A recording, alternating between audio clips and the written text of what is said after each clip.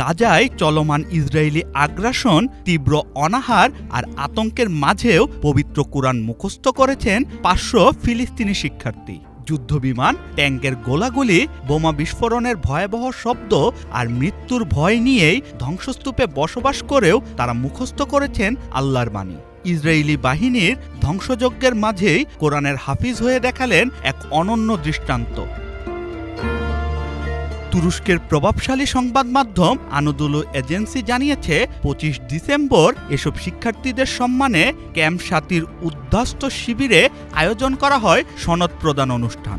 আয়োজক কমিটি বলছে, চারপাশে যখন কেবল মৃত্যু আর ধ্বংসের চিত্র, ঠিক তখনই এই শিক্ষার্থীদের কুরআন মুখস্থের ঘটনা সবার জন্য হয়ে উঠেছে ধৈর্য আর দৃঢ়তার বিরল দৃষ্টান্ত। তারা বলছেন, এটি শুধু শিক্ষা কার্যক্রম নয়, বরং এক ধরনের বীরত্বের প্রতীক।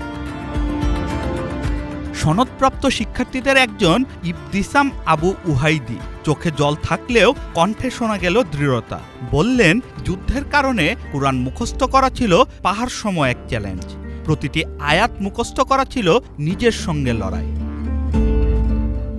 কুরআন মুখস্থের এমন সাফল্যে আবেগাপ্লুত বয়োবৃদ্ধ ফিলিস্তিনি নারী মুশিরা আবু ওয়াতফা কাপা কণ্ঠে জানালেন, ফিলিস্তিনিরা সংকটের সময় কুরআন থেকে কখনোই দূরে সরেননি, বরং এই যুদ্ধ প্রমাণ হয়েছে ঈমান আর ধৈর্যই তাদের টিকে থাকার মূল শক্তি।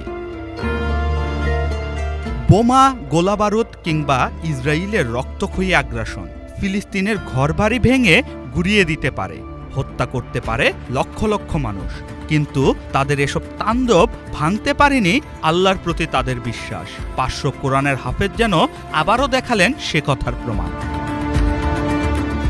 শাহরিয়ামান সানি, বাংলা ভিশন।